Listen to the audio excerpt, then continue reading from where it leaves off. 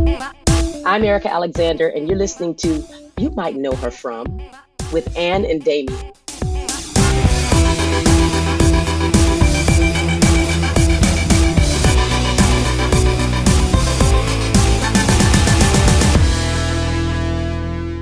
Hello and welcome back to another episode of You Might Know Her From with Anna and Damian. Welcome back to our show where we, longtime friends, collaborators, actress sexuals, and general pop culture aficionados meet up and we chat. We talk about what we're into, what we're not into. We talk about what we're watching, reading, listening to.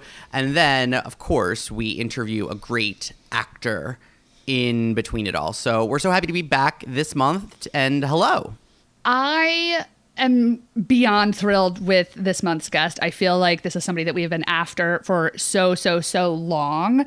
So we hope that you get into it. But before we dive into the episode, I just want to say, please take a second. If you're a new listener, if you're an old-time listener, if you like what you're hearing, take a second and just leave a 5-star review on the Apple Podcast app. It does wonders for the algorithm. It helps us do what we want to do. And what we want to be doing is landing guests the level of Erika Alexander every single month. Amen. Starring Anna Maria Horsford. She's one of my favorites. She's incredible. She is incredible. And I have to say that, and you know this because I've been I am so in it with Barbra Streisand right now. So much so that now I'm saying her name correctly because I think I always said Streisand and didn't think about it. But now because she says every word wrong but is so particular about her name, I'm really correcting myself to say Streisand. Yes. I think I'm going to finish this week if I keep up with because in the beginning, I don't know that everyone cares, but I'm going to walk them through every bit of my listening journey. No, of course, because also I'm so glad this is where you are, because this is where I was in December and early January, and I felt very alone in it, but I was still I felt like Barbra was my only companion for about 2 months, and I'm so glad to be getting daily texts from you about where you are with her, because it helps me relive it. And then I think with Brenna and Aaron, we're going to rehash the entire book once everyone is finished, and I can't wait. I feel like I started it before Christmas, and I was casually listening to 45 minutes a day, walking the dog. Sometimes I would forget and I would be listening to music or doing TikTok or whatever. And then at some point, so it took me so long to make any real progress. And I kept being Jesus Christ, I'm still at Central Park concert. Oh my God, she's still in Funny Girl on Broadway. I just was this, I'm never going to get through this. And I was I've been listening to it for a month. And then something clicked 2 weeks ago, or maybe a week and a half ago, where once I got past Funny Girl on film, once she won the Oscar for Funny Girl, suddenly I was in her life. It felt it just took so long. And you would think that would be a lot about her relationships with her family members, or I don't even know what you would expect it to be, but I listened to 10 hours of her getting to become Barbra Streisand in Funny Girl. And then it's suddenly now it's about her relationships and the other projects, but it's still not really about her. You nary hear her talk about her mother outside of generalizations about having a tough relationship with her, or her stepfather. You never hear much about her half siblings. She mentions her brother a little bit, but again, it's all sort of just he had these papers of my father's. It's never what kind of relationship. Even her son, it's again, it's mentioned, and I believe that's intentional. She's keeping either those things private, or she doesn't want to open up what her relationship is with her siblings, maybe because maybe they're strained or whatever. Who knows? But it took me. I'm sorry, I feel I'm in therapy because it's really I'm really it's you're working through it. I am working through it, and it's every project I'm it's depends on how much I care about it, but she did the Broadway album, and the way she talks about it, and the recording, and learning how to mix, and also wanting to do Sondheim songs, but her writing letters to him, and I was this is insulting to him, but then he wasn't insulted, and I realized it's because she's Barbra Streisand, and she is a genius, and I think every chapter I'm I hate her, she's insufferable, she's so difficult, she only she thinks she's always right, and then other moments I'm well, she was right, so she's a genius, she's annoying maybe, but as she says, if it was a man, I also might hate her, like hate the character of this know-it-all person who's a genius. If it was a man, we wouldn't be spending this much time figuring out who he is and listening to 48 hours of his memoir. Yes, 100% that. But if it was a man, I think like the people, like as a general, like the mainstream might label him as difficult, but he would never be labeled the way that I think that sometimes she is like labeled as like a diva, narcissist, difficult. I think that like, you know, as she says, like Warren Beatty and like Robert Redford. I don't think she's mentioned Clint Eastwood yet in my version, but like male actors turned directors, as she says, are so often viewed as like geniuses, even if they are known for like blowing the budget and being difficult. Yet like was sort of seen as like a joke, and I feel like that's a version of her is, to me as a young person, is that like Yentl sort of butt of a joke version of her. Totally. I feel like she was such a butt of jokes in the 80s and 90s, sort of similar to the way that Dolly Parton was. And I do not feel like Dolly Parton is like getting her flowers as like an almost 80-year-old person. But I went through much of a similar journey with you. And there's actually a few parts of the Barbra book that I like flagged and skipped because I was like, I still like, one of my blind spots is I haven't seen Nuts. And so I was like, I actually don't want this to be spoiled for me. So I flagged it and skipped it, and we'll go back to it after we watch it. So I feel like we have a lot of homework to do, but I just love, there are some parts that are tedious. There's a lot about the Clinton administration that is yet to come. She does touch on Clint Eastwood, I will say. Unfortunately, she also touches on Bradley Cooper, who I think she feels as like a kindred spirit in some way, which I think is sorely mistaken. But I just love, the amount of surprise fucks that Barbra Streisand has. I thought I knew about a lot of them, and I had this like running joke for years that like Barbra Streisand can really fuck.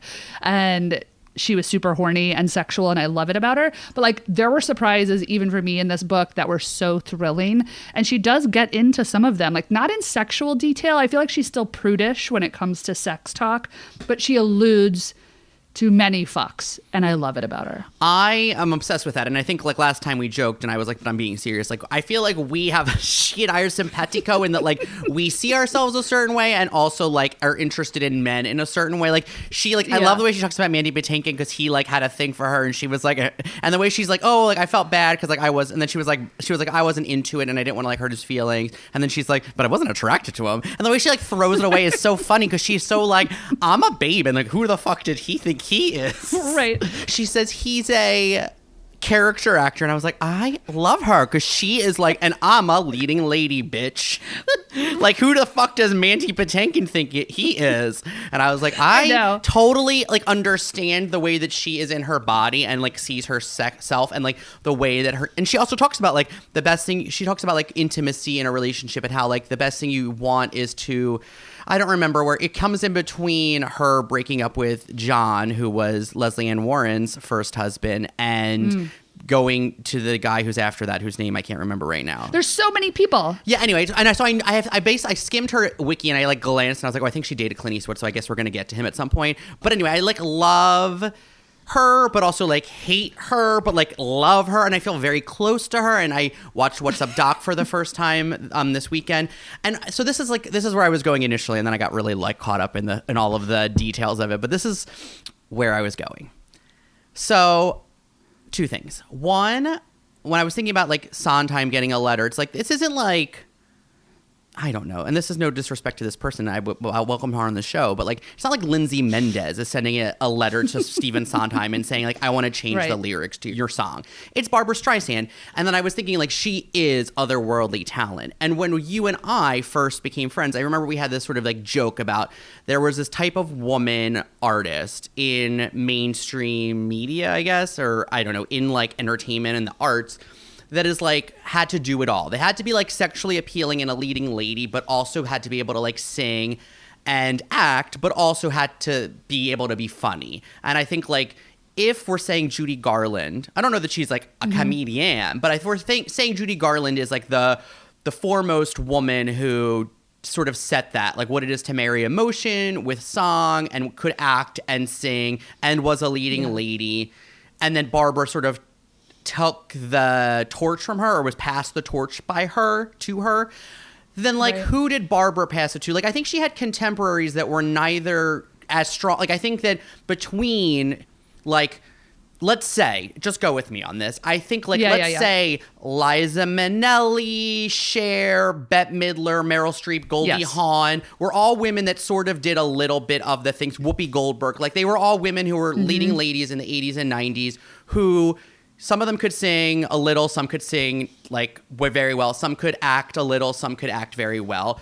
But none of them sort of, I think, I don't think any of them possess all of the things that she did. And I think this is something we talked about when we first met. Like, who is, like, the present day? And is it, like, was Whitney Houston the closest we got to it? Is there no one present day? Lady Gaga, I would have argued, could have been that. But then I don't, unless she shows me something totally different at some point in her acting career, I don't think it's that. Like, vocally, I love her voice. And I think she's, like, a serviceable singer. But I don't think she has the voice that, like, Beyonce does. But I'm not sure that Beyonce has, like, the personality and, like, acting ability. Again, we have not been proven to see that, you know? So, like, who is that?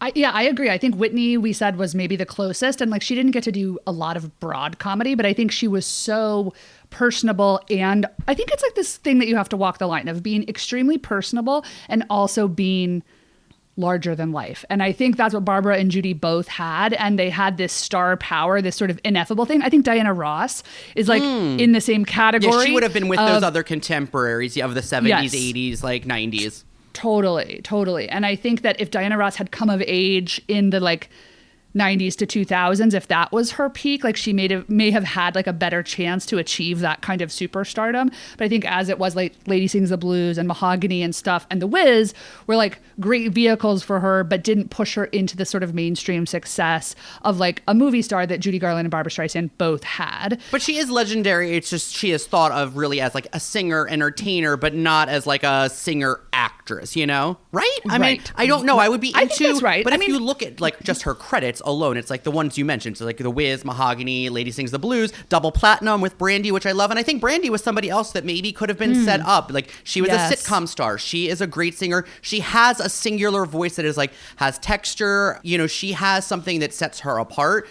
And she's like a star. She has that ineffable sort of, like, relatable but kind of iconic quality on camera that I think is missing from Lady Gaga, that is missing from Beyonce, where, like, Beyonce has it in all of her music and all of her videos, but, like, it hasn't translated, I think, into the acting world in the same way in terms of a movie or a TV show performance. Like, Jennifer Hudson doesn't have it. Like, I just don't think anybody has that sort of quality. If Jennifer Lawrence could sing really well, maybe it would have to be very well. Or, like, Emma Stone can, like, quote unquote sing as, like, an actor, but and I do think she has a thing. I mean, she's a movie star, but I don't think she is, like, somebody who's going to go on tour and I'm going to pay money to see her sing. You know what I mean? Correct. Like, Jennifer Lopez has the, like, iconic status, but, like, she is not a vocalist. You know what I mean? She is a performer. Oh my God, I really went through I went down a rabbit hole of, like, the YouTube videos of Jennifer Lopez's, like, real audio tracks. I love it. I love it so much. I mean, I think that's what Lady Gaga doesn't have is she, I think, is that sort of, like, and I use this word with love, that sort of, like, delusion that Barbra Streisand has, which I think you have to have if you're going to be a star of a certain level. Like, I think Lady Gaga possesses that and an incredible talent, but she doesn't have the charm that Barbra Streisand has. She doesn't have it, and it doesn't work on camera the way it does. When you watch What's Up, Doc, it's like Barbra pops off the screen as, like, she has never been funnier, she's never been sexier, she's so clever, she's so smart, and somehow you just love her even though she's kind of strange. And I don't think Lady Gaga is lovable on camera, and Judy Garland was lovable, and Whitney Houston was lovable. And I think I would argue Diana Ross is, like, not as lovable in the same manner that we're discussing, but maybe I'm wrong, and maybe I just didn't grow up with her screen performances in the same way. But I think that Lady Gaga is the closest, but definitely is not it. I also think if Whoopi Goldberg had, like, a huge voice to me, because I think that she, in a way that, like, Barbra and Judy, who were, like, attractive but not, like, conventional beauties, Totally. Especially Barbra is, like, so not like what, like, a movie star is quote unquote supposed to look like. I feel like Whoopi, like, really was, like, a leading lady and also, like, another worldly comedian, but also an actor. And I think she can sing, but if she could, like, sing, I think that she could have potentially been that. I don't know. I mean, they're also peers, but I'm just, like, I continuously think about it. And then I also, so then over the weekend, as some of our listeners who follow us on social will know, social, like I'm a fucking 70-year-old, who follow me on Instagram, I was contemplating staying in on Saturday night, and I was contemplating whether I should watch Yentl because I was living in those chapters at the end of last week. Yeah. Because I've never seen it. I've only seen like clips here and there. Or should I watch Truth or Dare, Madonna's documentary from, 1990, which I had also never seen. And, I think both are a blind spot, especially as a queer person. I feel like I have a lot of like Madonna super fans in my life, but never have been sort of like forced to deal with like not watching the Madonna stuff. So like I feel like I am a casual fan of her. I know the hits. So both things are blind spots, and I ended up watching based on the votes on my Instagram poll, but also because you said we need to watch Yentl together, and I said you're absolutely right. So I will watch Truth or Dare, and I watched that, and I just was like really caught up with like, wow, Madonna was the way that I think Barbra is or was an artist, and like cared about every piece of the thing. And it's not to say that Madonna doesn't care anymore, but she was like a visionary and like had a point of view and was huge and is huge, but obviously it's different now. And it was just very cool. And I think because they are sort of contemporaries or like they were both huge in the 80s as well, that like I have just been really in this moment of like appreciating maybe women that were icons when we were young who like I feel like I have a lot of blind spots around. And I think both of them are that, I love it. I'm so glad you watched Truth or Dare. It's one of my favorites. It like changed my life when I saw it. And it's interesting too, like in all of this conversation that we just had, Madonna's name was not mentioned.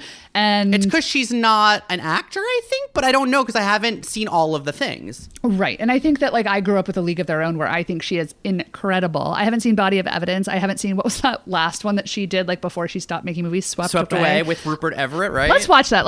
Have you seen it? I haven't, no. I'd love to watch it. I mean, I really have a soft spot for Evita and I will defend it.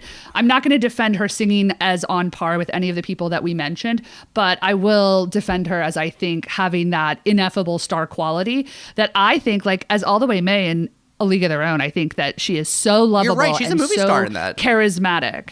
I think that she is, I think she's a movie star in that. And I don't know that any of the other things that she starred in. I love her in Dick Tracy. I think not everyone does, but I do. And I think, I don't know, it would have been interesting to see her get to do more. I haven't revisited Evita in like 15 years, so I'd be ready for a rewatch. But I was a person that liked it. I was a defender of Madonna and Evita. Okay, so here's we can cut this out if it's too controversial, if you feel like I'm putting you on the spot. But just I'm going to ask you, I'm going to leave people out who I know are better singers, but between Madonna and Cher, who's a better singer?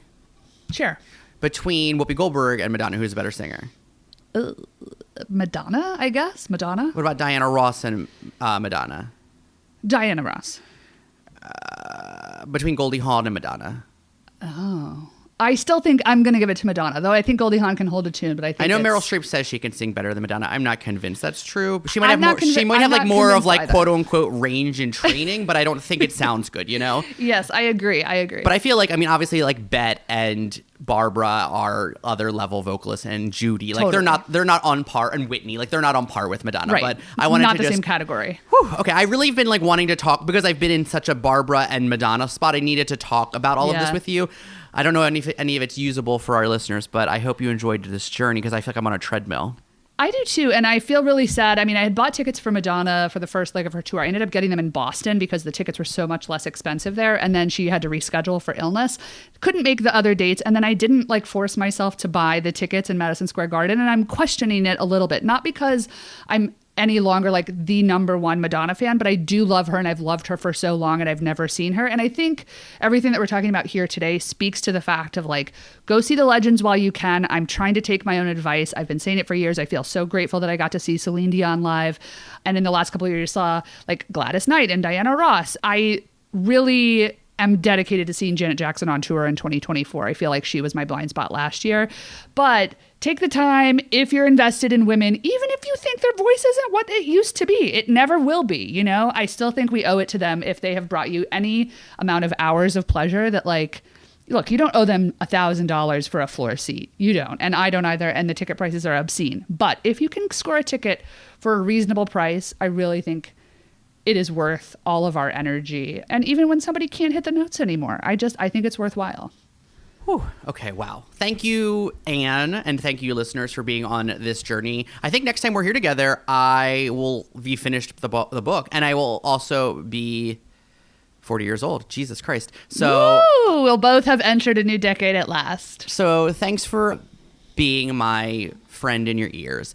Without further ado, I think we need to get started. Listen, this month's interview is just chef's kiss. We've been pining after Erika Alexander for years, truly. Obviously, we are huge fans of her oeuvre, but she's having such a moment right now, so we were so happy to catch her in this big award season like moment that is American Fiction, but also this beautiful indie Earth Mama. Erika Alexander is incredible, so please pucker up your ears and enjoy. You might know her from American Fiction, Get Out, Earth Mama, Black Lightning, Insecure, The Long Walk Home, Mama Flora's Family, The Cosby Show, 54, Wu-Tang, and American Saga, and Living Single. First of all, thank you so much for being on You Might Know Her From today. This is a thrill for us. Well, thank you. I appreciate it. I had heard that you had mentioned me, and I was delighted. But you actually have a fantastic podcast and a conversation that I think is really clever and on it. And so it's a real joy to be invited. Thank you. Thank you so much. Thank you so much for saying that. We've been after you for a long time, so it's a very exciting day because as we speak, you're having this like big moment. You're in American Fiction, which is obviously Oscar nominated for Best Picture. Yep.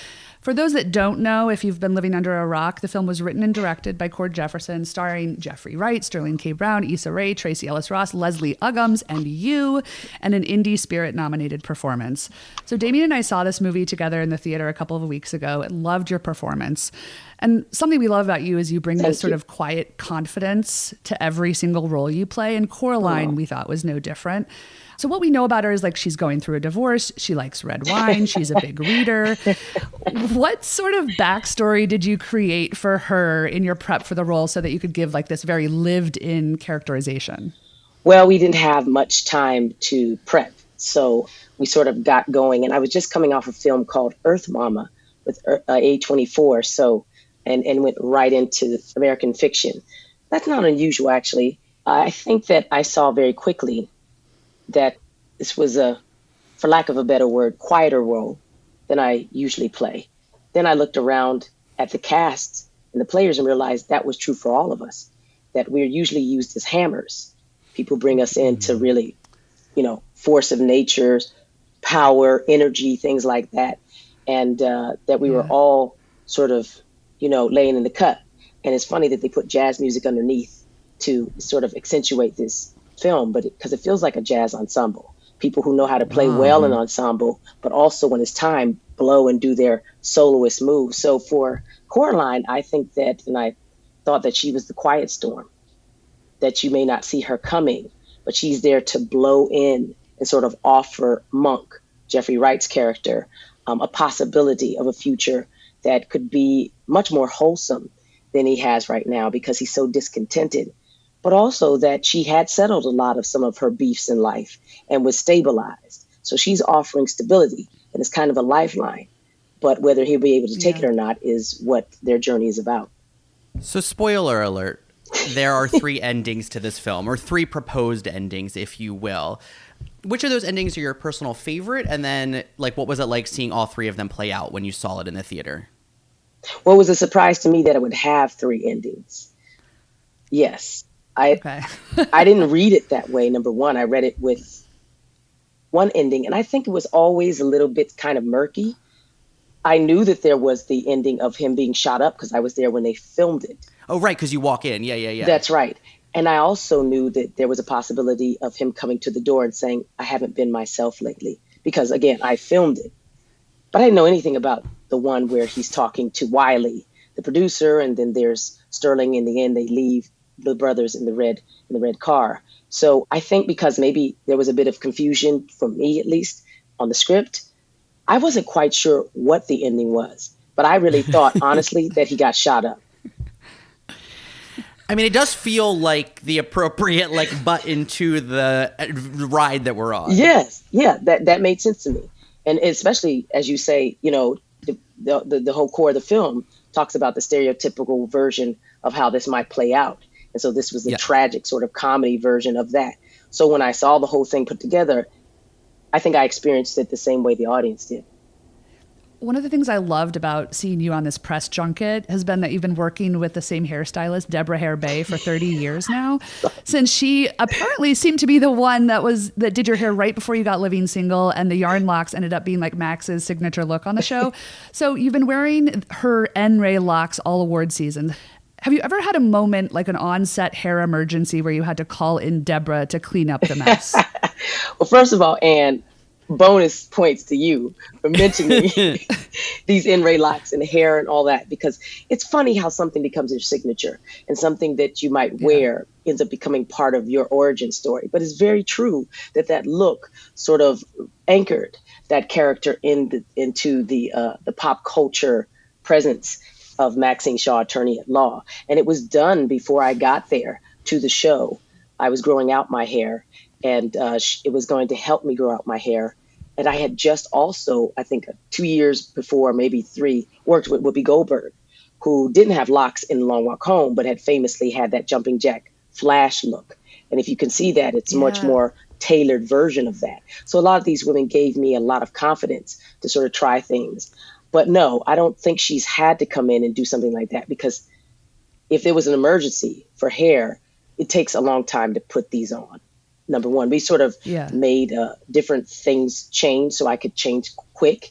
In fact, right now it's swooped up with cornrows that people could see, and then it goes into a top knot of very colorful braids. But we figured out how to put my hair underneath all this and then to apply the braids and loop them on top so I could take it out faster. So a lot of new things have happened in invention and cleverness. But I'm really happy for her and the hairstylists that I've worked with, because one of the things they saved me from, and that's the reason why I wore them, was that for so long there weren't people who knew how to work with texture. Famously, Black stylists can work with the European texture because we apply it so many times. It's wigs, everything, since the 50s and 60s when people started wearing them a lot.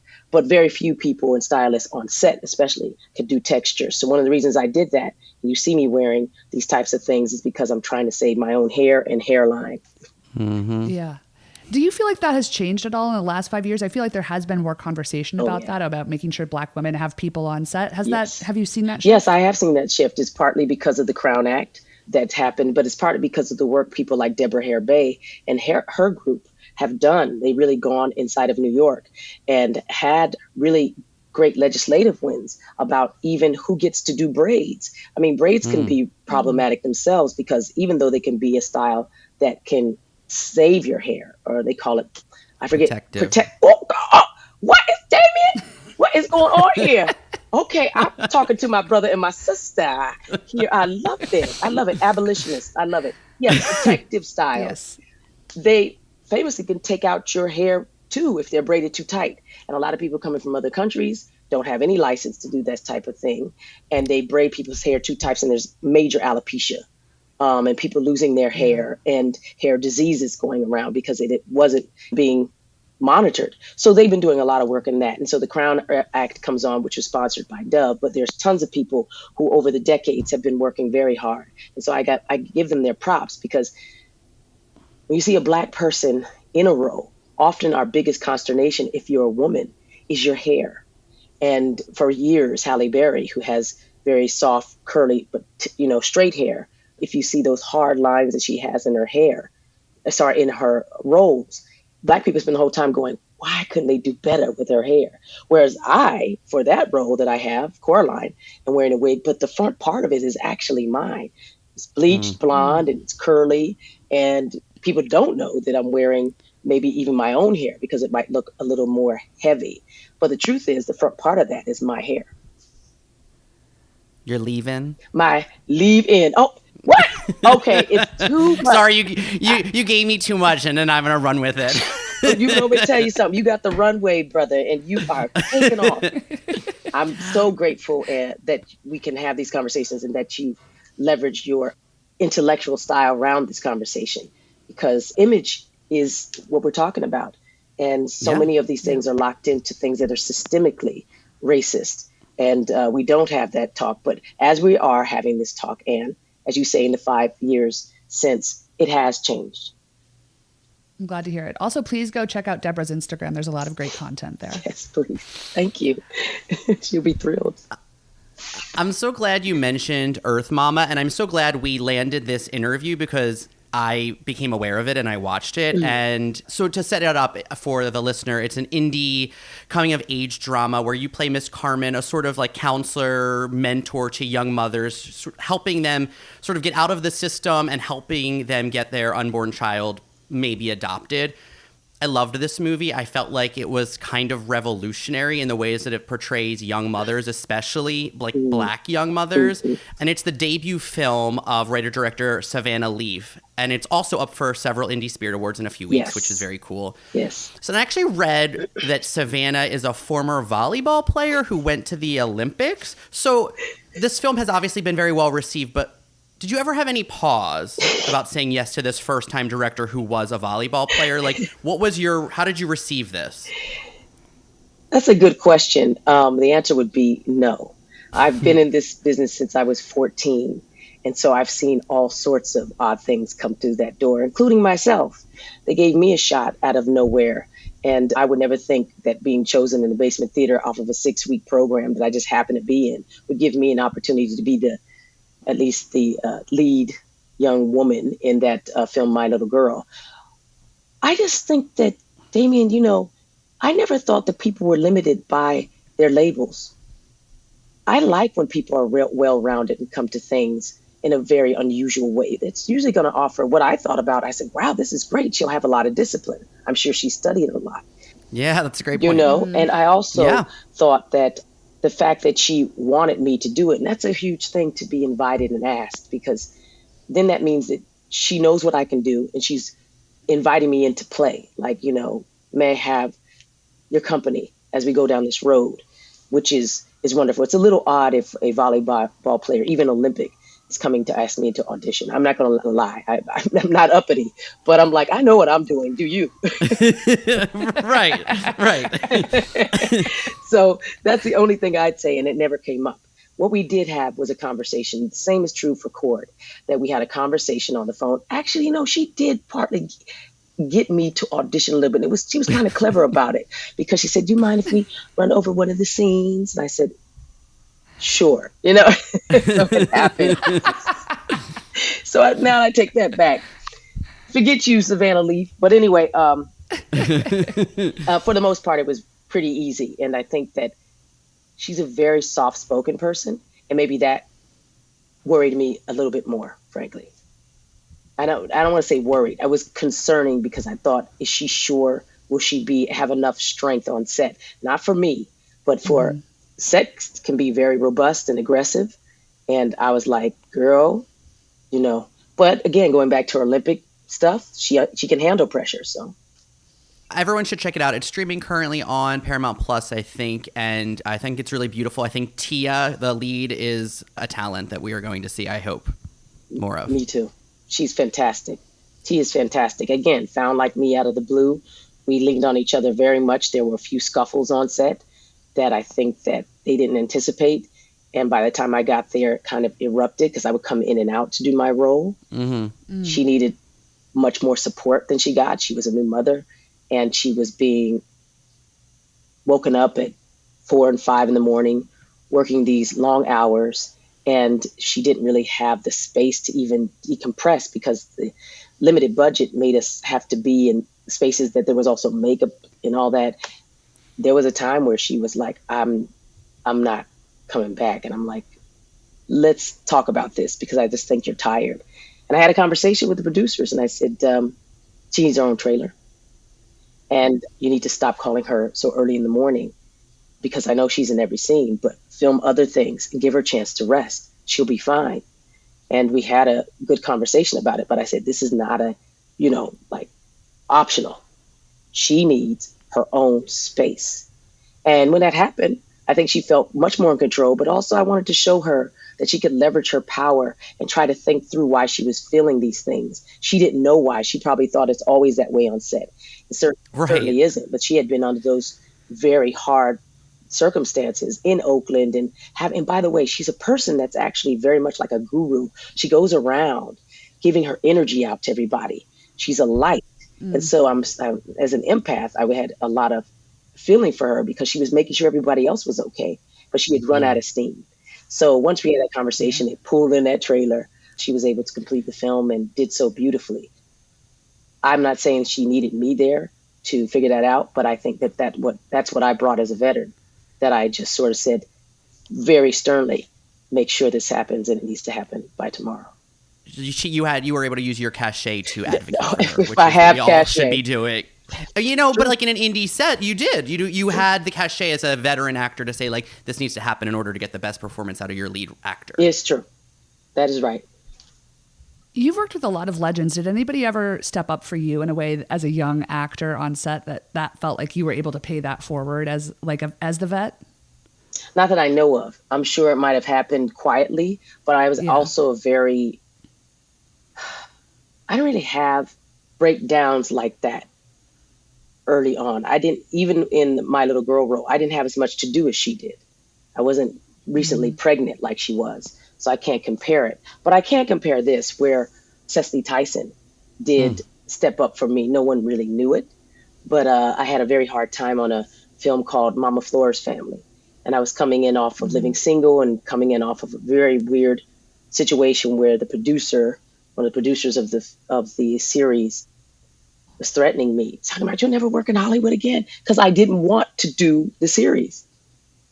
He actually threatened me. I did an audition. Let me try to explain better. I've never really told this story, but I won't give his name away because we're friends now. I'm a great auditioner. I am.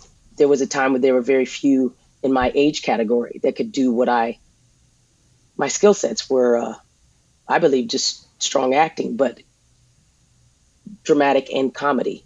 So I could flip back and forth, no problem. And I'd done a really good audition for that, and they wanted to hire me. But then they told me what they were offering, and I said, no, I can't do it for that. But for one thing, I knew the salaries of other people that were in it that had way less than me. And I was the young side of the title role with Cicely Tyson. So I said, no, I'll pass. That was never said to them. It was said to my agent. And I get a call out of the blue, and it is this person. And they're like, why do you want you to do it? And I said, well, I don't want to be paid less than everybody. I said, I work really hard. And I had already come off of a space, frankly, of years and years and years of feeling like the fourth wheel and feeling not valued. So I was like, no, thank you, because I don't want to go around having to spend time crying about losing my baby and, this slavery on top of slavery, because Shamar Moore's character had enslaved my family on his farm and all the plot of young Flora. And he started screaming at me, you'll never work in this town again. It was actually kind of like out of a movie, but it shocked me and it popped me back. So he calmed himself down, and then he got off the phone, and then they came back with more. It wasn't as much as I wanted. And trust me, it wasn't a lot. Taraji talks about this all the time. It wasn't a lot, but it was more. So I thought if they made the effort for that, I should come and do it. I shouldn't have, because I wasn't mentally healthy at that time to do the role. And plus I shouldn't have done it because coercion, to me, that's what it felt like. So I didn't feel like there was an open space for me to be.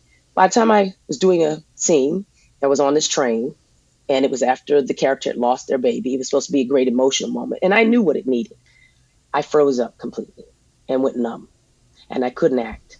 And I could hear everything around me. It was an out-of-body experience, and it was more than frightening. And I ended up running to the makeup people, and they covered for me while I sat there and sort of was like, I can't feel, and trying to figure out what it could happen. So I ended up doing the scene. It wasn't really what I wanted, and I was more disappointed in myself than needed, but I didn't know what to do. So when I got to the base camp, I started just sobbing. And I'm a person who hates to show weakness. So this was very also humiliating for me. And I just want to get my clothes and leave. And suddenly a PA says, Miss Tyson wants to see you. And I said, I can't, please, I can't. She wants to see you. And of course, my training kicks in, my life training from my mother and father, that she's an elder and of esteem, and you don't say no. And I went into her trailer and just collapsed at her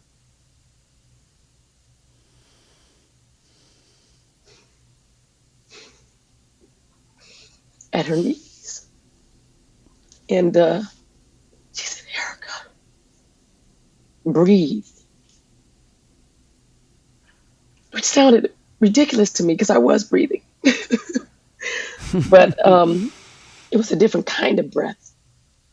And she then admonished the people who brought, the PAs and said, why didn't you bring her to me? Like, we just did, But she meant earlier. She didn't know I was trapped on a train and it was, couldn't get to base camp and they wouldn't have known what was going on. And she just took me under her wing. She actually wanted me to move into her apartment, which I said, no, ma'am, I can't, because I just was too humiliated with myself. So, but she was like, you're going to come to my apartment and we're going to go to what she decided to do was anchor me to the script, which was new for me. I had not been taught how to act. I was just been caught acting when I got my first role. That's what happened. And so she anchored me to the script, and then she took me to church to see Bernice King. That's where I met Bernice King. And there I was, sort of back in a space that I had also abandoned because I was a preacher's daughter who decided I did not want to be inside of religion. I thought it was much too damning for people I loved. I said, I'm not going to be part of a religion that would keep these people that I love out of it if they're not Christians. And so I just didn't. But there I was, and I felt like a hypocrite. But I went through her program, which was just to sort of, I think, say, you can do it, and this is how. But for years, I had problems coming on sets. No one would know that. So I would say to your long answer to your question that if somebody came through for me, it was the great Cicely Tyson. Thank you for sharing that incredible story. I mean, what a beautiful gift to have received as a young person from someone that has been through so much and laid the groundwork for so much in this industry. For sure. Thank you for sharing that. Thank you. So a little bit of a pivot for our audience that is probably very familiar with the 2017 horror comedy Get Out, where you played Detective LaToya, Jordan Peele's masterpiece. Erika, can you share a little bit about what was your first impression of that script? And did you ever have any sense that it could become the cultural phenomenon that it did? I had no sense that was going to become a cultural phenomenon. I thought I was in a comedy. I mean, I did. Yeah. And I also had auditioned for the role in the weird space. I mean, he invited me to do it. And I don't think he even realized I had the weirdest audition in the world. So it didn't really count as an audition. I came into this off base place where this young woman was who looked like she was in her teens and sort of read the script and then left the scenes, which were more than you saw in it, then didn't hear anything. And then they told me that Jordan wanted me for the role. And of course, I had so many things to do. I was not only acting, I was Hillary Clinton's surrogate. I was very much into being her surrogate because I was focused on it. And I was also in Queen Sugar. So they said, Jordan's really worried you're not going to be able to do this role. He wrote you a letter. And he wrote me a letter and told me why he thought that I should be in the role. He said that he had seen things that I did with it that he didn't know were in it. And again, I can't remember what. So I was like, oh, God. So I showed up just after the Queen Sugar, which I was playing somebody with bipolar, and spent the night having a freak out on a set in the middle of the bayou in New Orleans, and then flew that morning to Alabama to film. And I got there, and I'm telling you the truth. I thought that this Jordan was a college student. I thought I was doing a college student's film because I had not put two and two together. You understand? That's how confused I was. And they said, have you seen Jordan? Hair and makeup. I said, no. Oh, you're going to love him. You're going to love him. I said, well, I should look him up. Put my phone. I was like, oh, this is Jordan Peele from Key and Peele. So then, of course, my brain goes into comedy because if you took that scene and walled it off, it is more the comedic structure. Yes. And he shows up and there's Jordan. And he said, Erika, this is going to be great. We're going to have a great time. Wear whatever costume you want. I don't really care what you do with that, whatever. And we're going to just go in there and have fun. And I said, great, let's do it. And so I did it. And it was fun. And Little Rail was fun. Then I get a note from a friend who's like, Erika, there's all these great ads. Have you seen for Get Out? For one thing, it wasn't called Get Out when we did it. It was called Row and something after the dog. I was like, no. Well, you're in it. Then the trailer came out and they said, yo, you're in a horror movie. I said, what? I am? And I go, look. And it is Get Out. And it is this thing. And I was in shock. So I'd like to say I had this really great feeling and antenna about it. what I knew is that, Yeah. you know, I often try to do things for people who are coming up in the business. I don't wall myself out from new experiences, but I also think if I have any leverage, and you say cachet, Damian, then it is to leverage it to people who need the most support. And otherwise, we don't get any new voices. I'm glad in that case, again, that it paid off and you get these really great, masterful filmmakers from it. So based on that story, I feel like there's been a lot of deconstructing of the symbolism in Get Out sort of after it came out, and a lot of folks have sort of chalked your character like laughing off Lil Rel's concerns about the story, and it's almost a commentary on the caretaker role that Black women are often asked to play in real life. Did that inform any of your work, or you were like I'm doing a comedy? No, that doesn't inform my work. It gives me more freedom. You know, I just had that conversation with the role that's coming up that I said, you know, I think we're past this. I think people want to see the full agency of what women can bring, but also all people. You know, it's one of those things where everybody can be locked into a stereotype of some form. Talk about American fiction. It's not a fictional universe that applies to just one category. But I also said, you know, if you're going to put me in, coach, then give them something that would surprise them, that would throw them off, and they'll think you're clever for it, because I'm capable of it. But also, if I'm being maternal, that's also sort of dimming my light and taking away oxygen, and my flame goes down, as opposed to brightens up. And they totally got it, and we moved on. So it does inform my work, and I've been able to, as you say, as I've grown, say more, and also just say no, which again, I initially said no to this role. But once we got a good talk out of it, and I was assured that, you know, there would be some kind of movement there, and, you know, and they weren't, the fear is also that you'll put people off. Not that you'll be difficult, but you'll put people off. And I said, look, you should do the thing you want to do, the way you want to do it. Just because you talk to any one person doesn't mean I'm right. I'm just telling you what I need in order to see something new for me to play. Because I played that. And in a way, I played a little bit in Miss Carmen in the Earth Mama. I mean, I did, and I didn't necessarily want to play it, but she's a new filmmaker, and I thought I had an opportunity to help. One of the things we love on this podcast is actor business. So Detective LaToya enters her scene in Get Out eating a gas station bag of peanuts. Erika, was that an actor choice, or was that in the script? And do you believe, like some actors, that eating in a scene adds depth to a performance? Okay, so I'm a famous eater on screen. And that started with Maxine Shaw. And it's not necessarily a good thing. For a lot of those scenes, and people won't know it, didn't have a lot to do in a lot of episodes. But I would be in the room, and the prop man would come in and say, hey, what do you want to do? What do you want? And I'd say, well, give me the attaché, my glasses, some files and stuff. I'll be doing that. And then something to eat. And then we'd work out what it would be.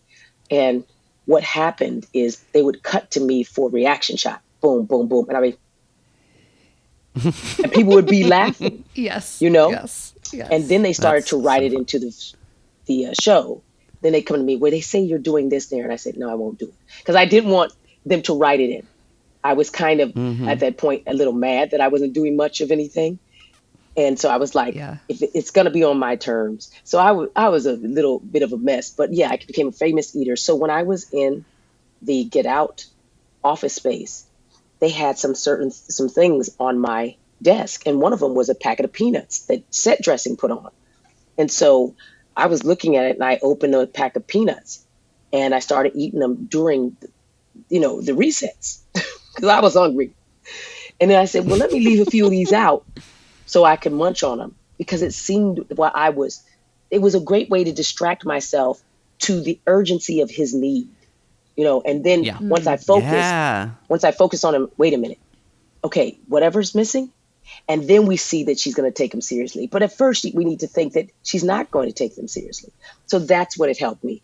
And once I saw that and felt that in the space, I knew I could use it not only, to feed myself in between setups, but also as a prop that could be distinguished for its necessary use in the scene. So it could throw people off that I was this hapless sort of, non-caring detective. Incredible work. Thank you for that. Thank you. Thanks for noticing. My peanut work, it will be legendary now. Incredible. It does add a lot to the scene. It's very good. Okay, so as we've, mentioned thousands of times here, you played Maxine Shaw for 5 seasons on one of our favorite sitcoms, Living Single. Maxine was smart, sexy, headstrong. She was a lawyer who knew what she wanted. And part of the show's success, I think, is because of the chemistry of you, Kim Coles, Kim Fields, and Queen Latifah. Mm-hmm. Now, I think the show possesses some of the great comfort television that has been made in the last 30 years. But I'm interested in whether or not how you look back on that experience and whether or not a reunion is a possibility, since we just came up on the 30-year mark of the beginning of the show. Sure. So the chemistry is everything in comedy. Just is. Yeah. If you don't have it, it's dead on arrival. And no one can account for it, really. They think they can, but they don't. It has everything to do with the possibility of the performers to act as an ensemble. Mm-hmm. They don't necessarily even have to like each other, but they need to know how to fit together as an ensemble. And we always did. I think that over and over again, I'm seeing that the key to strong ensembles is the strength of the individual. And it can be disruptive if one takes over. But if it's respectful, I think you get the best partnerships. And so I've seen that in Living Single. I've seen this now in American Fiction, where any one of these people on their own is a strong player. But together, they're like a fist, boom, a fistful of comedy.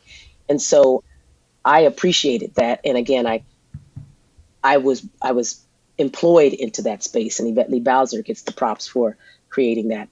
There was some consternation to me getting cast for that at all. And Yvette had obstacles to go through on her own end, but I didn't know that there were some forces that were against me that wanted somebody else to be in that role. And they told me that Les Moonves stepped in and was like, I challenged that person and said that that he wanted to fight him.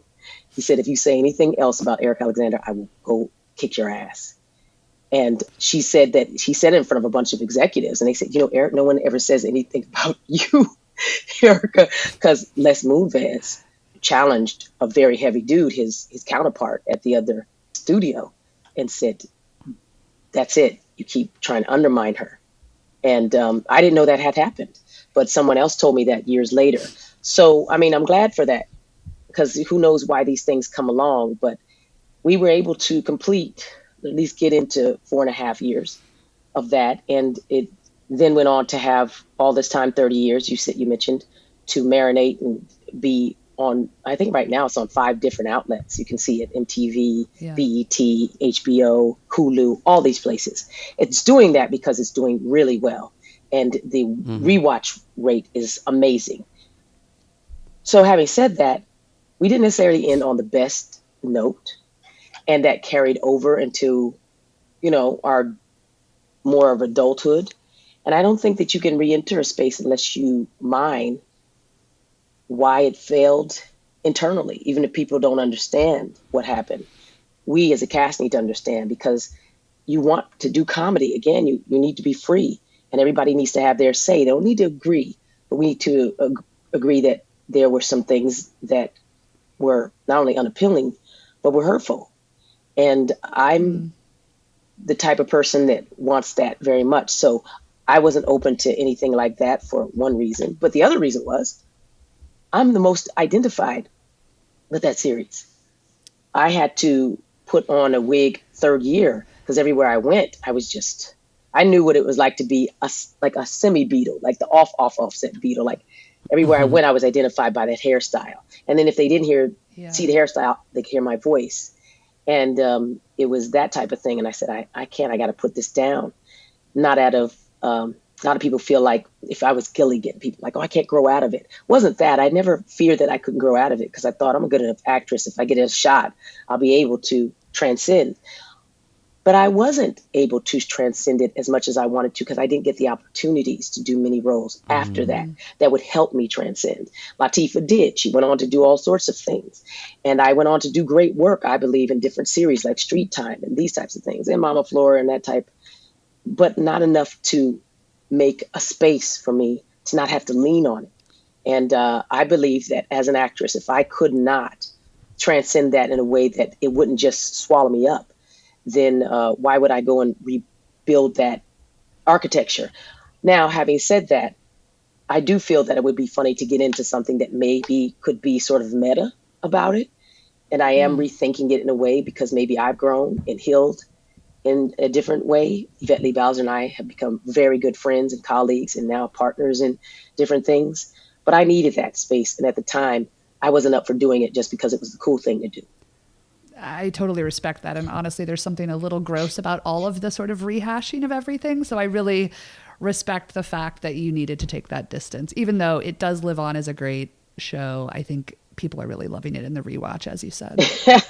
Yeah, thanks. And I appreciate the audience because we wouldn't be anywhere without them. That support was huge when there was a whole writing campaign that famously happened fourth season because they wanted to take us off, which is weird because we were number one in African-American and Latino households for the entire time. We debuted at number one over our lead in Martin, which is, why was that? Why take off something that's successful? That's a larger conversation that goes to the systemic bias, prejudice, obviously racism, that it doesn't matter the numbers. It's just sort of just like, okay, time for it to go. But who kills something that's making money for themselves? I don't get it. Right.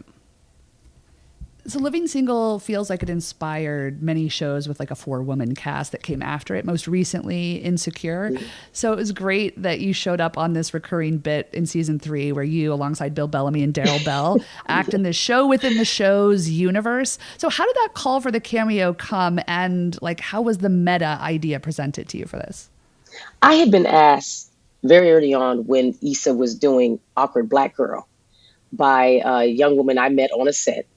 Actually, she was part of Janelle Monáe's Wonderland.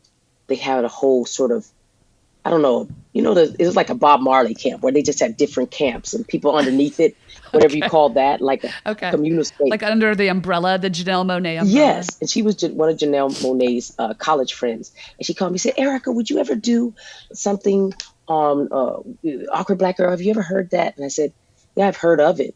And I said, yeah, I'd appear on that, but I need to see what I'm going to do. So just tell them to give me a script so I can okay that, because I just didn't want to do anything. And I said yes to her. And I thought I was doing it. And then I never heard anything. And then I saw Issa Rae out downtown LA in like a farmer's market space or whatever. And I said, Kim Coles was like, oh, do you know my friend Issa? I said, no, I haven't met you, but Issa, I was asked to do your show. What happened? She goes, oh, yeah, I had to stop doing my show because ABC is going to do it as a sitcom. And I was, what? Oh, well, that's a good excuse. All right, that's perfect. Good. Right. And then that didn't go through, I heard. And then because I think that was with Oprah and ABC, I don't know. And then she did the HBO deal. And this is like 3 years on.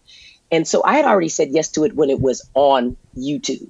So I wasn't going to say no to it when it was on HBO because, again, I have a theory that what you give, you get to keep, that it's important to support people, and there's no reason why I couldn't. And so when they asked me to do that, I was actually thrilled because it was meta. I'm a sci-fi girl. I love things that are off, beat. And I said, that's hilarious. And also, I got there and Kim Fields was directing the show within the show. So, oh my God, that's cool. Wild. Yes. Yeah. And I didn't see Issa the whole day, except for just at the end, I saw her in a trailer and I came up to her and she seemed sort of like, and I said, I don't know if I'm putting her off. I just want to say hello before I leave.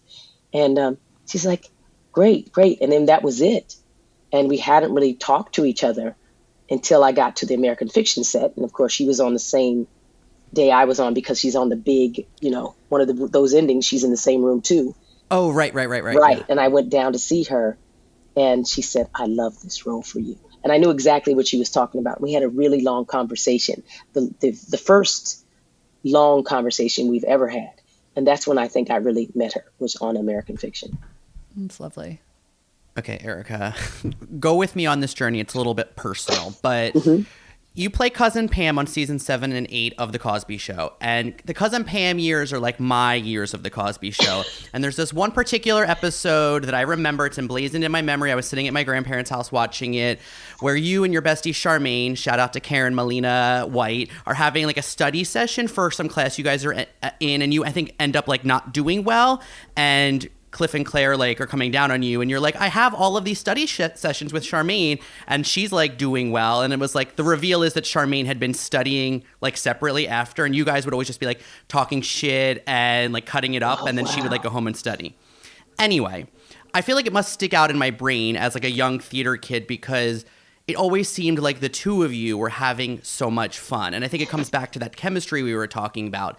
And as a young actor, I wonder if on the Cosby Show, which is one of your bigger jobs, one of your first jobs, if that was something that you just had a natural ability for, either you and Karen Molina just had that chemistry, or if you had, I know we've talked to some actresses who were like, I hated XYZ, my co-star, but I know how to make it seem like we have great sexual chemistry or we're in love. Like, was that something you just learned or had innately in you, or did you learn that like playing Pam? Sorry, I know it was a lot. No, it's not. It's not. I'm impressed that you remember that particular episode because I don't. But you film so many so often that they kind of just file in. Karen Molina White is a fantastic actress, and for people who haven't seen what she can do lately, go see Dahmer.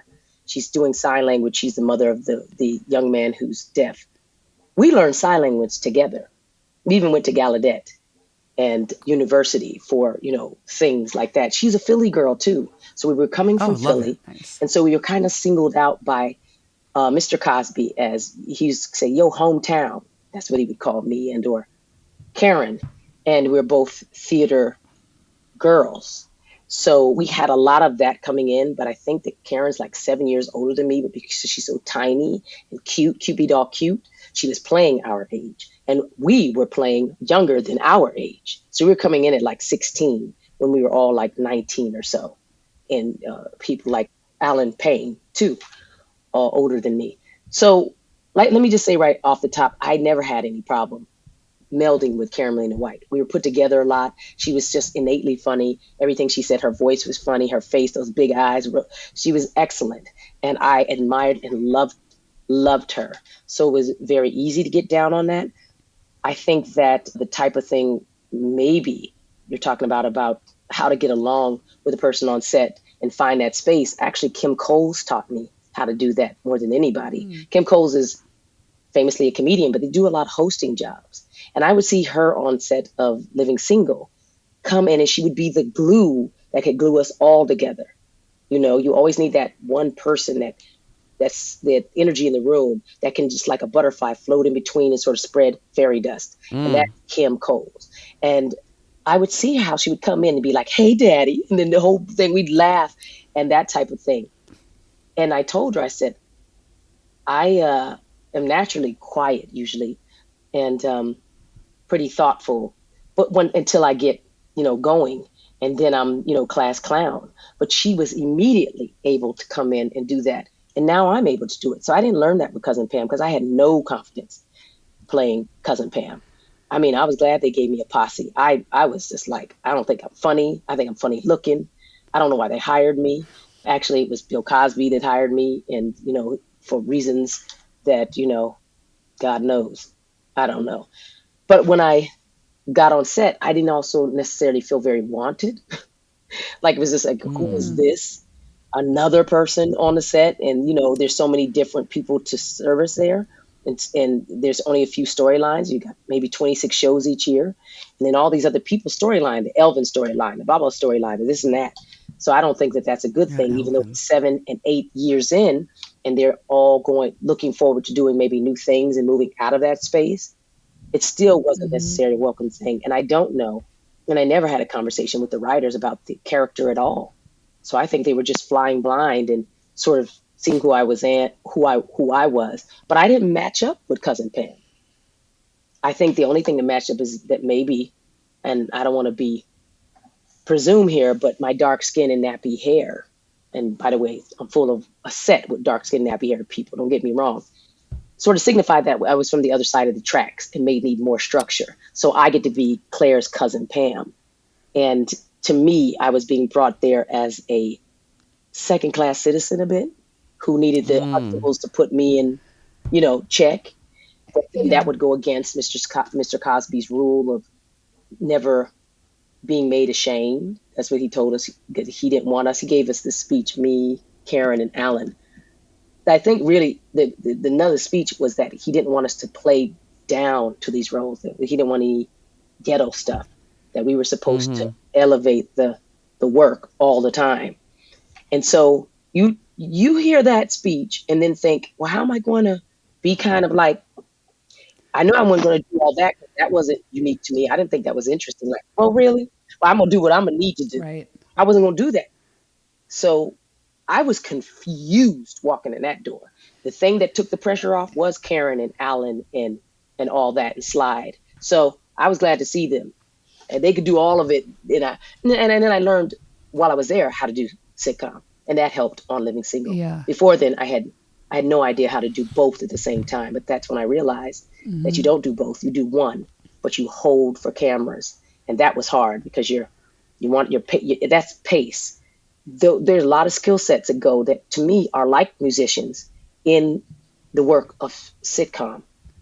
Totally. And Damian and I are always interested in hearing like people with theatrical backgrounds and how they adapt to that world. And it feels like you were given kind of mixed messaging, even though I'm sure the intention was good with Bill Cosby's speech. Like I can only imagine that was a bit of a mind fuck.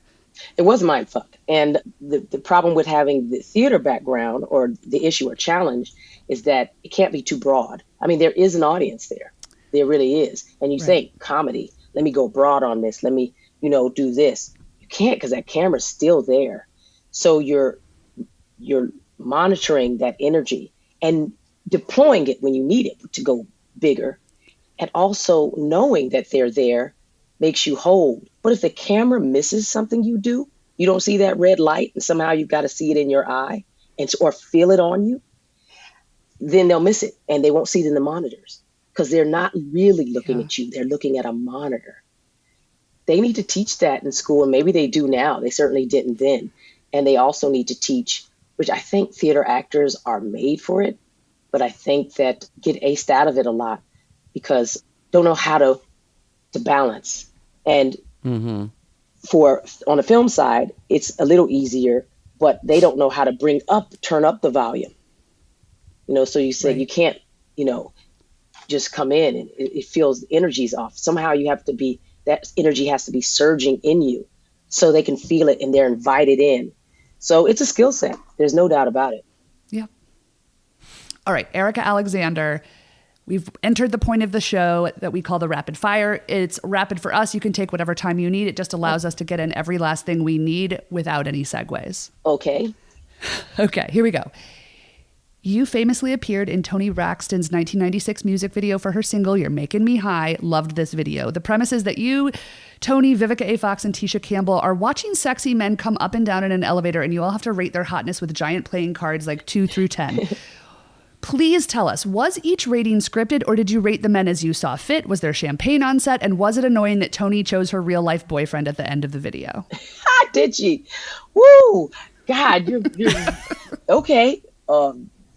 Wow, you can always learn something about these things. No, it was not scripted. We just used whatever cards we wanted to. And in fact, because things are filmed out of sequence, we filmed that and we did certain things. And I'm sure they chose the reactions from us that they needed. But we were just given a director's thing to, really go for it and this and that. And they put it together. It's a classic. Mm-hmm. Okay, now my turn to to barrel through things. Okay, Erika, you are truly a multi-hyphenate artist. You're an actor, you're a writer, you're a director, you're a producer, you're an activist. You produce documentaries like the Audible original Finding Tamika about a black woman who went missing from South Carolina in 2004 and the epidemic of a missing black woman in this country. You also produced Good Trouble about Congressman John Lewis and The Big Payback about the fight for reparations in the U.S. for African Americans. You also wrote a Buffy the Vampire Slayer comic with Joss Whedon. You published a spec script of Mad Men about what would happen if Don Draper met a black ad man. And you testified in front of Congress about the importance of diversifying the entertainment industry. So, Erika Alexander, what medium or subjects have you yet to tackle? I could cry for that rundown. Thank you, Damian. I could cry. Okay. It feels important to mention. Well, I have yet to I take that back. I have played a real person, but I would love to take on an autobiography in film. I would like to do that because I am a character actor. I would love to Yes. do a sci-fi space thing on another planet in a alien type thing, action, running action, that type of thing. I'm famously also a Tom girl, tomboy. I would love to do that. Yeah, I think, and I've always said I would love to also play the Pink Panther. Yeah, I would love that. Doesn't have Oh, to yeah, be the I'm Pink dead for Panther, but a that. character like that. I would love it. Yeah. But just off the top of my head, like if you were going to be in a biopic, like is there anyone in your brain? And people wouldn't, they'll be surprised, but maybe like a Sarah Vaughan, because I have her timbre. And I often do my little, Ella Fitzgerald thing because of the way they had a really smoky voice. And I can do The it. Yeah. texture. I don't know if I want to try it here. I have great respect for them. And a lot of their life story reminds me of mine, how you can be very successful, but not necessarily have children or those types of things around you. I am my work mostly, and I've had to be. But yeah, I think that people would be surprised how well I did in something like that. We're putting that out into the universe Yeah, then. For sure. hey, what's up? First time I ever said that. Yeah. Oh, or I'm gonna say, or Ella Baker. Okay. Erika, you play Bobby's mom on the Hulu series Wu-Tang: An American Saga. This show is great. Bobby, of course, eventually grows up to be RZA, one of the founders of the group. So was it kind of heady for you doing a period piece about the Wu-Tang Clan and having the real RZA on set as like creator and producer? No, because Wu Tang is my exact peer set. He's 1969 Yeah. born, so am I.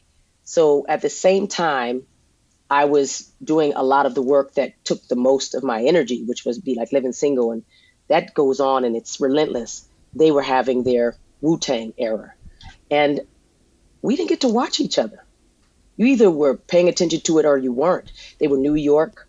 I was by that time was in LA. There was a lot of LA energy that was taking over from Snoop Dogg to NWA. I was with Latifah.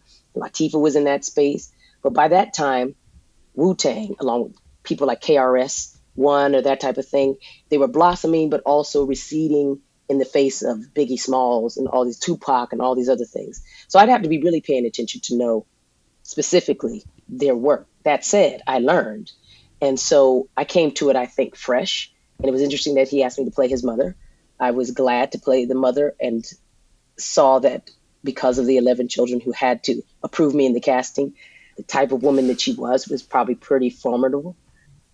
But on set, I even asked him, I said, can I call you Bobby? And he said, sure, of course.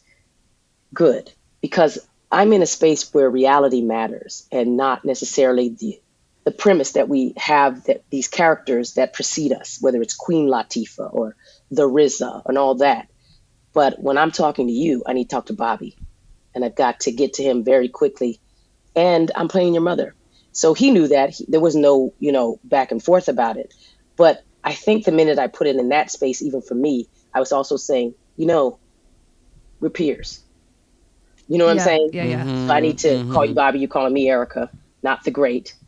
I am Erika Alexander Great. Right. I'm not requiring that. So, that type of thing. But I think that you kind of do have to do that, because I think a lot of Black people and a lot of showbiz people, not just Black, but they put these personalities out in front of them, and it's a projection of the future often, because they're not the queen, everywhere else. But if they, I'm the queen, and then they become the queen, for everyone else.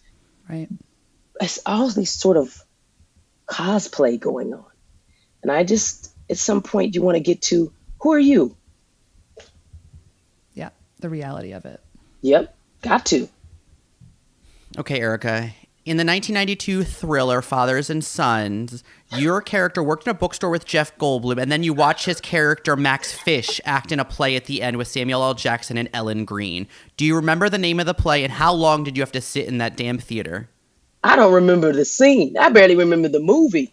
I know I'm still friends with Jawad Lee, who I think was in that.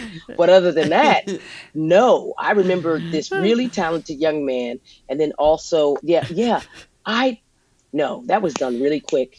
And it was really sort of the set wasn't, please. You going into the metaverse now. You hear me? The metaverse, Damian. Okay. On Living Single, you of course played Maxine Shaw, attorney at law. On Judging Amy, you starred opposite Tyne Daly, who played Maxine Gray, a tough-as-nails social worker. Who would win in an arm wrestling match, Maxine Shaw or Maxine Gray? Maxine Gray. Maxine Gray. Tyne Daly is no one to be fucked with. You hear me? That woman knits all day to keep that energy harnessed. She does. We love her. Absolutely. We love her. She's up there knitting hats for babies in hospitals. I'm not even kidding you. But that's the type of energy she has, that Irish energy. Now she gonna win. She won't go to the pub, drink a beer, and come out like Popeye. And I'll be like, I don't want to wrestle you. You know, anything else, I think Maxine would win. But in an arm wrestle, I'll give it to Maxine Gray. Okay, it's fair. You run the code check at Studio 54 in the 1998 movie 54. P.S. This movie gets a bad rap, or got a bad rap at the time. It is beautiful. If you haven't watched the director's cut, whether Erika or listeners, it's worth revisiting. But what we were discovering is that there's like a ton of Easter egg cameos in the movie when they like pan this VIP room that include Sheryl Crow, Heidi Klum, Cindy Crawford, Peter Bogdanovich, Lorna Luft, Art Garfunkel. Were you on set that day with any of those like iconic people just chilling? Nope.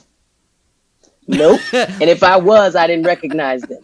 That set was very interesting too. Salma Hayek, I did most of my work with. And Salma is a little troublemaker. She's ridiculously smart. So what happened was, I don't know ever. No one's ever asked me about 54. It was a couple of days on set, and I was in my trailer, and then they said, "Hey, Erika, we moved you to a trailer and just down the street." It was way down the block, like almost 2 blocks away, because they had that many trailers for Ryan, what's the name, and all that other stuff. So I was like, okay. So then we're sitting there, and we're at a table where they're doing a group thing. And she goes, "Erika, why did they move you?" And I said, "I don't know." She goes, "You should ask. You should ask." And I said, well, I'm thinking, why would I ask? You should ask. You should ask why they moved you. And so come lunchtime, and she's still harping on me, I thought, well, maybe I should ask, because why am I way down in the boonies now in a smaller trailer and everything else? So I asked the PAs, and they go, "Oh, we'll get that answer for you real quick. Yeah, okay, we'll get that for you." And I said, "Did they tell you?" And I'm like, "I don't know." So then I said, so finally somebody pulled me aside. It was almost the end of the day. And they said, "Erika, we're so sorry. We had to move you. One of Harvey's girlfriends needed to trailer." Yes. And it was a woman who was in the movie. She played it. She had a weird voice. She had very high, and she was like a cowboy hat, I think. And I was like, "Oh, we're sorry. We promise we'll make it up to you." And I'm like, "How can you make it up to me? I was demoted to a trailer that's probably not even in my contract. And you're asking me not to say anything." But they moved the person they thought they could move, the black girl, down the street. And I decided to sit on it and say, "Nah, it's all good." For one thing, you take these type of hits and you don't know what to do with them. They say Harvey, and you're thinking that's the producer. But you're also saying, I'm demoted for somebody who's obviously given a role. That's what she was hinting about. Yeah, that's why she kept pressing me. Ask. Yeah. Wow. What a nightmare. That's what I remember that. And I remember that in the big porn star, Ron. You had your scene with Ron Jeremy. Who looked like he had just come in from the Velvet Room.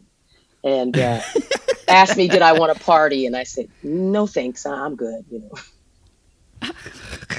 I don't the diner scene is great and feels very like New York in your 20s when you guys are all sitting around and throw all the like poppers and cocaine in a plate. That was the scene that she was asking me this question over and over again.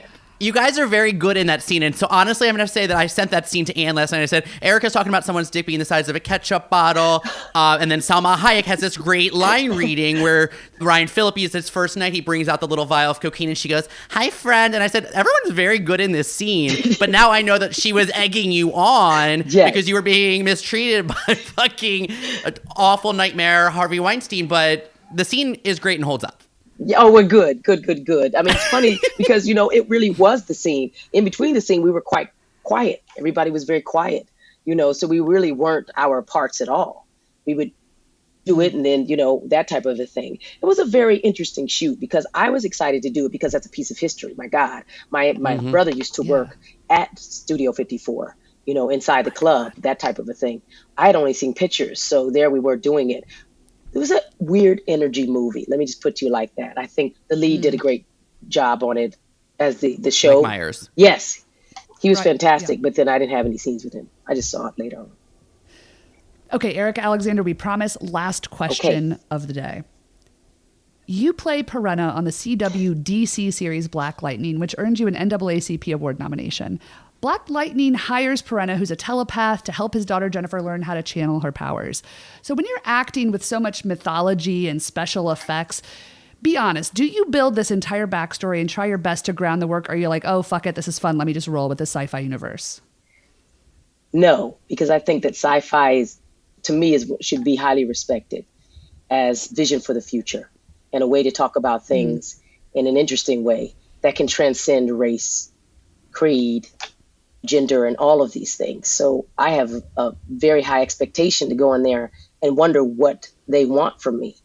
And they wanted a spiritual version of her, to come through and anchor her and sort of give her power, but power from the ancestors, power from, the mindset of that we're all roots of each other and that you have it in you, the seed, and you already know what to do, but you have to tap into it, which is a big thought, but one that I think that we teach each other as humans over and over again. We're trying to look for, proof of life. And so I have a basic philosophy that women are proof of life and definitely a version of organic sustainability, and that we hold in it the promise of a new generation. So if this generation is going to be more tied to something that's, again, it's not necessarily physical, we're going into the metaverse, then if we probably already have the tools we need, but we haven't exercised those muscles. So that's how I saw Perenna once I got there. But I also needed the writer. I was doing the scene where we're walking through and there's a barbershop scene where I'm walking through. And I guess I was doing it sort of just offhand. And he said, no. And he kind of challenged me. And I was looking at him like, I know what I'm doing. And then I said, Erika, let me roll back. You don't know always what you're doing. And why don't you just take that on you? It doesn't seem right, but doesn't necessarily mean it's wrong. So you humble yourself to the moment and say, I'm going to do it like he wants to. And because I can do it, I just don't understand why I'm doing that. And the minute I did, I understood what they needed. I didn't know the whole show, but I needed to know very quickly what I was there for, what tool I was. And I was there in a spiritual vein. I was there definitely to anchor the young woman in it. But I was also to set up the possibility of what the future might look like if we would shuffle off these mortal coils that flesh is heir to, as Shakespeare might say. And I was able to do that. And I'm glad I had the opportunity. And that was a fun show to do. You're so excellent in it. And honestly, I could sit here and talk with you all day about craft. This is like a real pleasure to get to dive in with you. So thank you so much for being on You Might Know Her From. This has been truly like a highlight for us. This is probably my best experience, conversation, podcast ever. And I really appreciate the deep dive because it makes me, it tickles me and it's a thrill, but I don't know, for so many reasons, it also feels good that you've taken the time to do that and with all that you have to do. But I appreciate it because it also makes me think, well, you know what? There is meaning in talking about some of these roles that just roll past you and you don't get the chance to sort of go back again. And I'm really proud of my career. I'm out of your mouths. It sounds really great. And then talking about it, it makes me say, Erika, you have a lot to be proud of, but so much more to do. We're so excited about like what is to come. It feels like a really big moment right now. And we'll be watching the Indie Spirits. Good luck. Have fun. Thank you. You see all the categories sort of been grouped together. It's yeah, that's crazy. It's like it's cool. Like it's interesting. Yeah. It's like everybody together. Yes.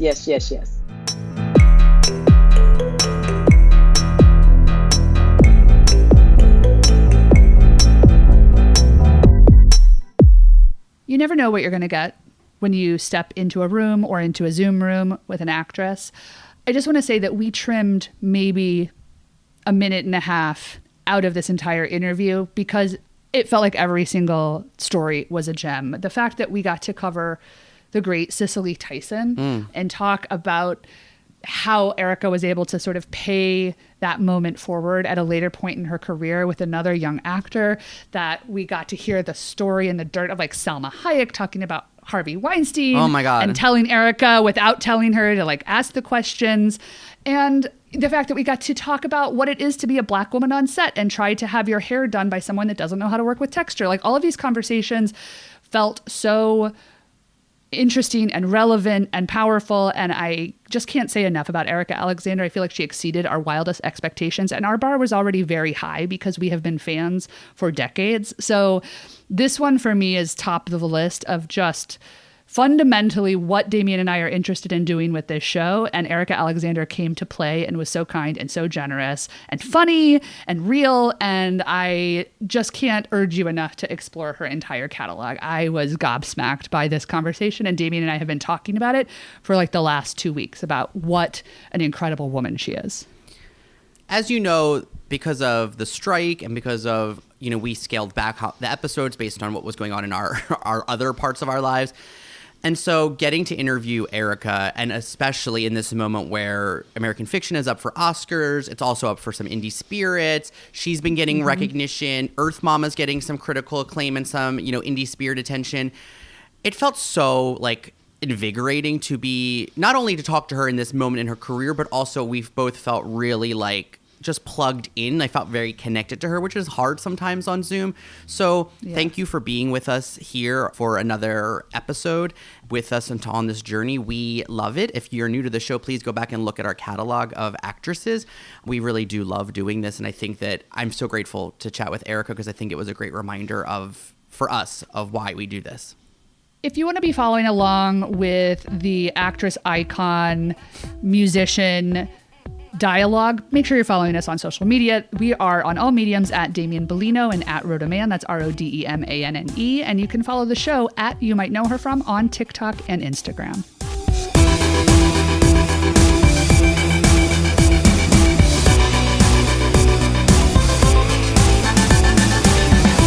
Might Know Her From is produced by us independently. This show is created by yours truly, Ann Rodeman and Damian Bellino. We're bringing it to you courtesy of the money in our own pockets. As always, we want to thank our consultants at Grumpy Entertainment that help keep this show on the road. That is Jason Jude Hill and Daniel Sears, and all the editing that you hear on every episode of You Might Know Her From is courtesy of the wonderful Daniel Sears.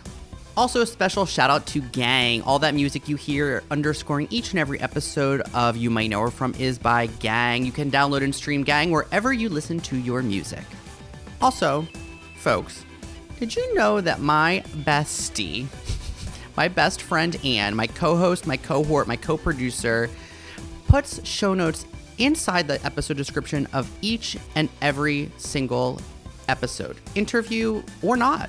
Every episode, she is breaking down what we are talking about. So if you want to see clips of all of those legends singing, if you want to see clips of Erika Alexander's performance, if you want to see Deborah Hare Bay's Instagram, where she is showing all of the work she does on Erika's hair and elsewhere, then look in the show notes.